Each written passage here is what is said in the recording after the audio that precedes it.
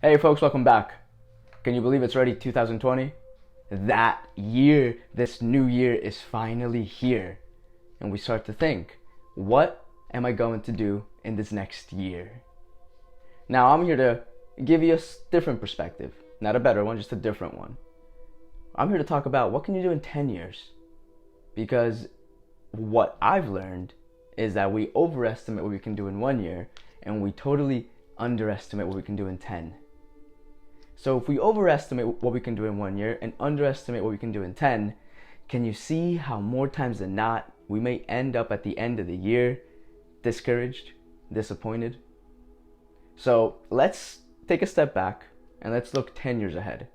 However, before we do that, how about we close off 2019? So, how can we close off 2019? One of the things that we got to talk about a lot is how can we give closure to things? How can we end things? How can we complete things? Because with this completion, we are now freed. The mental space starts to get freed. So, first things first, for 2019, let me ask you this. What have you, or what would you like to be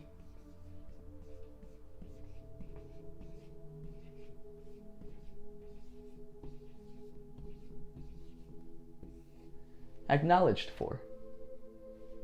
Think about that. What would you, if somebody came up to you and said, hey, Sebastian, what do you want to be acknowledged for? I'd say blank, blank, and blank. For you, what would you like to be acknowledged for? I remember when I used to go through my coaching calls, when I was going through my rigorous coaching program about a year and a half ago. And the coaching call would always end with, Sebastian, how would you like to be acknowledged? And it was up to me at that point in time to say, I would like to be acknowledged for this, this, and this. And we can start to look at that. This acknowledgement, this giving yourself the credit for the things that you've done that have worked so far. Even if they haven't worked, the fact that you've taken the action to get yourself there. This level of acknowledgement is your own way to credit yourself. Because if we look back, you definitely have done one thing or two things, or maybe a lot of different things that you did not think you could do. You more than likely succeeded at things that maybe you would have thought you would have failed at in the past. And even if you failed at those things, you're still alive. You're still moving forward. You're still at it. You're still showing up. So, the first question for you to ask yourself, what can I acknowledge myself for? Put a list down. Give yourself 5 minutes. Ask yourself that question. It doesn't matter how big, it doesn't matter how small. All of that are different labels that we as a human condition have created. There's no small or big. What can you acknowledge yourself for? And if you have trouble thinking about anything, who have you helped? What are some tasks you've accomplished? What are some goals that you've worked towards? Who have you been in support with or to? Acknowledge yourself. Give yourself credit. It all starts right then and there. Number 2, and this is where we start to continually open up that space. Have you given yourself grace?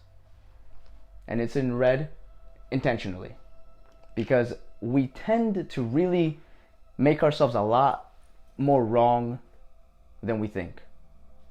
And if you look right now, this first question, acknowledgement, what can you give yourself credit for? You may start to say, but I got nothing to really acknowledge myself for. I got nothing. I didn't do anything good. Well, if you were to give yourself the grace, if you were to say, maybe I have done a lot, this answer will start to get clearer. On top of that, you give yourself grace. Forgive yourself. You've made mistakes, we all have. Have you come to a conclusion of them though? If you had goals set up for yourself and you haven't accomplished them, have you given yourself the grace to realize that, maybe I could have done better at planning? Or maybe I could have done better at asking and requesting the support from other people? Or maybe that goal was just too lofty for this time, for this season in my life. Giving yourself this grace allows yourself to be at peace with yourself. And if you're not at peace with yourself, this is like you're in the middle of the ocean on a crazy storm. Your boat has holes in it. You have no direction of where you're going, and you're trying to get somewhere. If you're not complete with what you've done and haven't done in 2019, 2020 is going to be a lot heavier. It's going to be a lot more of a challenge. Giving yourself the credit, giving yourself the acknowledgement, combined with giving yourself the grace, can start to open up the space for you to create, which is number 3.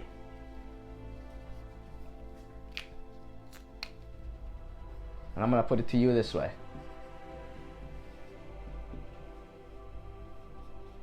Possibility.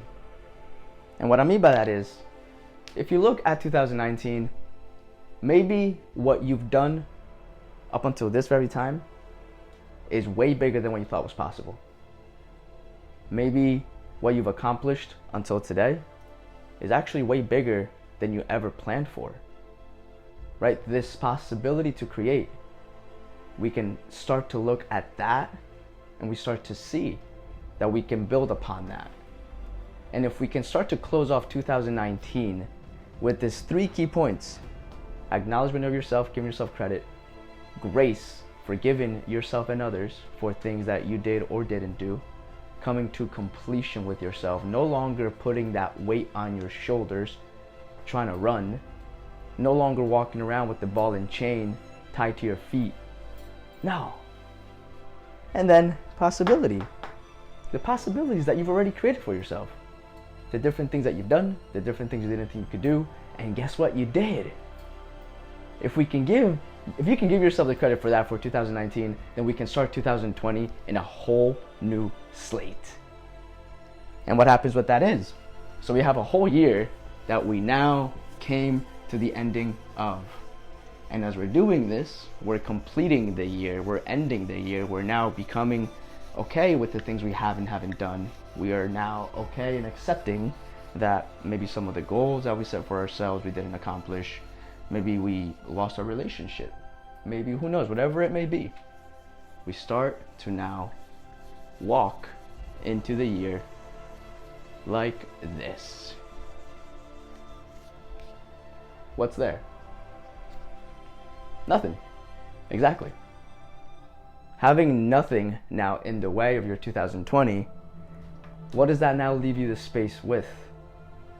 If you got nothing holding you back, and you're okay with the things that you haven't done, you've forgiven yourself, you've forgiven others, you've seen the possibilities that you've already created for yourself, we can now start to walk into 2020 with a sense of peace, a sense of power, a sense of us being able to be who we are unapologetically of what other people think of us.